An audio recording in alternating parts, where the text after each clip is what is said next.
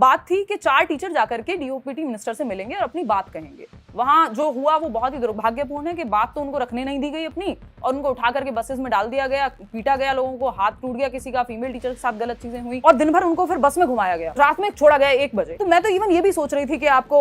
मतलब मैं अगर फ्रैंकली इस चीज पे बात करूं कि सेम डे जब मैं जंतर मंतर पे हम लोग मिले थे, I was on my periods, तो मैं 2 बार बीच में गई हूँ आंदोलन के, कई घंटे तक मैं वहां खड़ी हुई थी, बारिश थी, सारी चीजें थी, और मैं 2 बार पैड चेंज करने एक आसपास की जगह ढूंढ करके मैं वहां गई।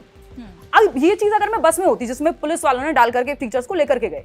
तो ये मैं नहीं कर पाती, क्योंकि 6 घंटे तक बस घूम ही रही थी और वहां पानी तक नहीं पूछा गया उन लोगों को। फीमेल टीचर्स भी उसमें थी ही, और कई लोगों को ये समस्या रही भी होगी, ये मैं बोल पा रही हूँ क्योंकि आप ये बात हम लोग कर पा रहे हैं, सभी ये बात नहीं कर पाते ओपनली उतना। तो वहां फीमेल टीचर्स भी थी, हो सकता है किसी और को भी सेम समस्या रही हो, बट वो ना कह पाई हो। तो ये छोटी चीजें नहीं है, और टीचर्स कोई ऐसा नहीं, कोई क्रिमिनल्स थोड़ी हैं, कोई दंगाई थोड़ी है कि वहां दंगा करने गए थे, वो अपनी बात रखने गए थे। और टीचर को हम सम्मान की दृष्टि से देखते हैं। जब वो टीचर्स जिनको लाखों करोड़ों लोग फॉलो करते हैं और उनके साथ इस तरह का व्यवहार होगा, बच्चे की होप जाती है कि ये तो हमारे रिप्रेजेंटेटिव हैं, ये तो हमारे प्रतिनिधि हैं कि जो हमारी बात पहुंचा पाएंगे सरकार तक, क्योंकि इनके साथ इतने लोग जुड़े हुए हैं तो इनकी बात सुनी जाएगी। जब उनको उस तरह से खदेड़ा गया वहां पे, तो बहुत ही दुखद चीज थी।